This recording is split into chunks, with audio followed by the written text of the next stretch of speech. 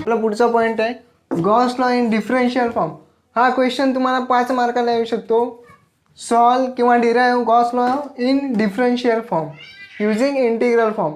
Okay, हा बऱ्याचदा विचारलेला आहे. जेव्हा मी तुम्हाला क्वेश्चन बँक देईन, ओके, त्याच्यात हे कोणत्या वर्षी विचारला गेला हा क्वेश्चन तो आहे. एकदम सोपं आहे. ओके, सो तुम्हाला माहिती आहे काय डी. मगाशीच आपण इंटिग्रल फॉर्म काय काढला, Q enclose upon epsilon naught. Okay, याला द इक्वेशन नंबर 1. ओके, ही टर्म आहे close integration E dot D A. याला काय करायचं आहे,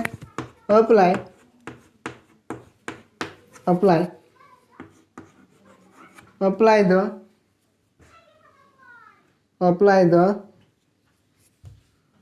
डायव्हर्जन्स थेरम.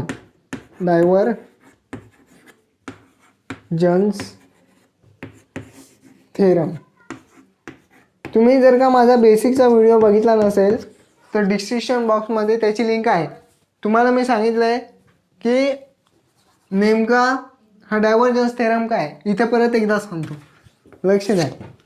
जेव्हा volume integration del dot A असतं, ओके, जेव्हा आपण डायव्हर्जन्स थेरम लावतो तर ते काय होतं, हा ए येतो, इथे व्हॉल्यूमचं सरफेस इंटिग्रेशन होतं आणि इथे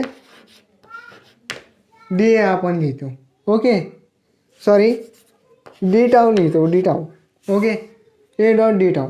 आता बघा इथे close integration E dot D ए.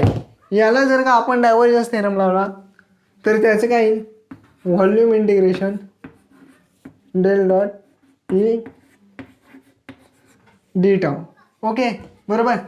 बघा, जर का हे असेल व्हॉल्यूम इंटिग्रेशन तर त्याचं सरफेस इंटिग्रेशनमध्ये कन्वर्ट होतं. मग इथे ऑलरेडी आपल्याला सरफेस इंटिग्रेशन लावलेलं आहे, त्याचं कन्वर्ट कशामध्ये होईल, व्हॉल्यूम इंटिग्रेशन. याला the equation number 2. Okay, but the Q enclose is the charge density.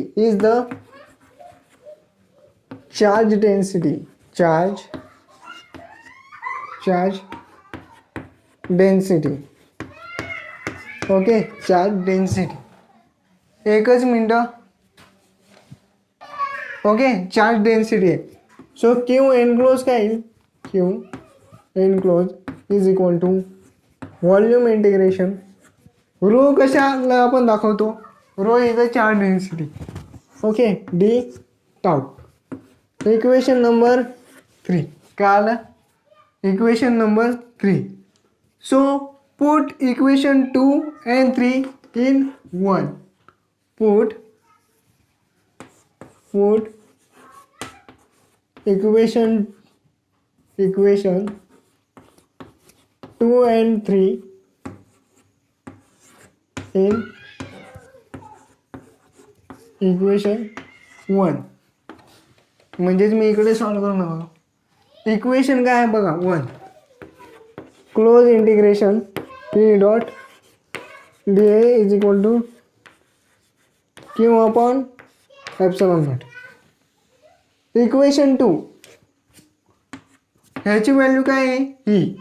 म्हणून ह्याच्या बदले आपण काय लिहिलं, हे काय की volume integration del dot E D tau is equal to Q एनक्लोजची किंमत काय आहे, volume integration rho D tau आणि हा upon epsilon naught. Okay, so हा व्हॉल्यूम गेट कॅन्सल, हा डी टाऊ गेला, तर उरलं काय del dot E is equal to rho by epsilon naught. Okay, हा आहे तुमचा differential form of Gauss law. Differential okay, differential form of Gauss law. Okay, हे डेरिव्हेशन तुम्हाला 5 मार्काला विचारलं जातं. Okay, is must IMP derivation academy. Okay, आज आपला टॉपिक आहे टिवायचा divergence of electric field. Okay, divergence of electric field याला तुम्ही काय म्हणता, द डायव्हर्जन्स ऑफ ई. सिलेबसमध्ये डायव्हर्जन्स ऑफ ई हा पॉईंट दिलेला आहे. ओके, तो हाच पॉईंट आहे. The charge electric field due to continuous charge distribution is, 2 part करूया आपण. ओके, सो इज काय तू ER is equal to 1/4πε0 integration dq r² dA.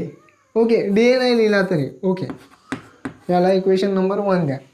Wear इथे r² आहे. हां, r². बघा, dq काय चार्ज डेन्सिटी, ER काय इलेक्ट्रिक फील्ड आणि r² काय radius. Okay, radius. So put dq काय आहे rho charge density. So put r dq is equal to r cap r d tau. Equation number 2. Okay, dq काय आहे, dq ची value r cap rho ब्रॅकेटमध्ये r d tau. Put equation 2 in equation 1. Equation 1 मध्ये ही dq ची value इथे टाका, म्हणजेच काय भेटेल, ER is equal to 1/4πε0. Integration आहे पण काय आहे, all space.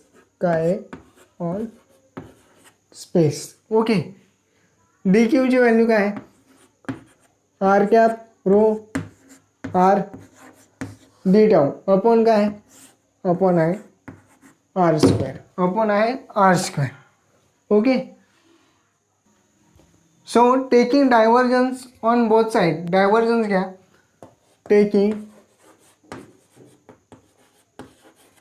Divergence of both side, divergence of both side. Divergence घ्या. डायव्हर्जन्स कशाने, डेलने डिनोट करतो आपण. Del dot is equal to 1/4πε0 जसेच्या तसा. Okay, del dot. Okay, r cap r² ब्रॅकेटमध्ये काय, r कॅप r² ब्रॅकेटमध्ये उरलं काय, rho r d tau, rho r d tau. Okay, according to delta Dirac function, according to delta Dirac function, to delta Dirac function. हे बेसिकमध्ये मी तुम्हाला सांगितलेलं आहे. ओके, बेसिकचा जो आपण व्हिडिओ टाकला आहे त्यामध्ये सांगितलेला आहे. बघितला नसेल तर बघा, जो आहे del dot r cap upon r² ची व्हॅल्यू काय येते, 4π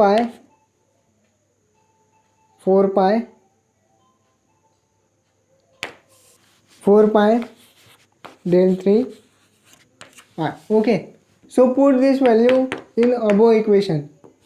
यामध्ये ही व्हॅल्यू पुट करा तर काय मिळेल आपल्याला, डेल डॉट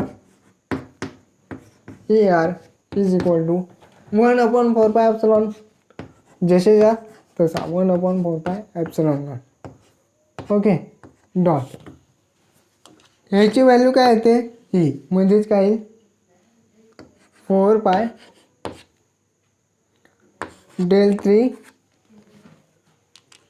del 3 ओके आणि पुढे काय आहे rho R D tau rho R D tau हा 4 पाय हा 4 पाय कॅन्सल ओके सो उरेल काय उरेल del dot E is equal to 1 upon epsilon naught 1 upon epsilon naught कारण 4 पाय गेले डॉट del 3 ओके del 3 इथे आर आहे हां इथे राहिला आर लिहायचा आहे इथे लिहून घ्या हां del 3 R rho R D tau rho R D tau okay इथला आपण भाग पुसून घेऊया कारण इथे जागा नाही पुरत सो आपण ही स्टेप इथे लिहिलेलं आहे बघा इथे मी मगाशी इंटिग्रेशन ऑल स्पेस इथे लिहायचं विसरलेलो तुम्ही लिहून घ्या इथे ऑल स्पेस ओके सो आता बघा आता काय म्हणतं हा आर काय R is equal to R bar minus R dash bar ही व्हॅल्यू इथे पुट करा म्हणजेच काय 1 upon epsilon naught all space rho R del 3 R काय R cap minus R cap dash D tau so ही value काय होते vanish होते निघून जाते ओके सो उरेल काय 1 upon epsilon naught all space rho R D tau all space पण निघून गेला इथे लिहत जा हां del dot E del dot E taking both side volume integration taking both side volume integration so volume integration del dot E is equal to 1 upon epsilon naught volume integration rho r d tau rho r d tau या टर्मला Gauss divergence theorem apply करा applying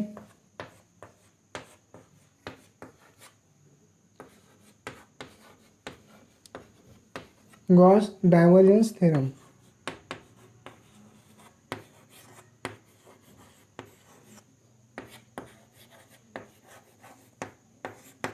theorem okay so काय मिळेल so नाव बघा Gauss divergence theorem त्याला apply केला टर्मला Gauss divergence theorem apply केला तर काय होईल close integration surface E dot D A okay E dot D A and जर तुम्हाला माहिती आहे मागच्या डेरिवेशनमध्ये मी तुम्हाला सांगितलं व्हॉल्यूम इंटिग्रेशन आर काय असतो Q enclose put this and this value in this equation so बघा हा volume integration del dot E त्याच्या बदली काय येईल surface integration E dot D A okay आणि ह्या टर्मच्या बदली हे तर बघा 1 अपॉन ॲप्सिलॉन नॉट जशाचा तसा 1 अपॉन ॲप्सिलॉन नॉट बघा volume integration rho R D tau ची किंमत काय ते Q enclose into Q enclose so 1 into Q enclose surface integration E dot D A is equal Q enclose upon epsilon naught okay हा आला तुमचा कळाला? Divergence of E और divergence of electric field हा आहे तुमचा. ओके, आपण पुढचा भाग बघूया.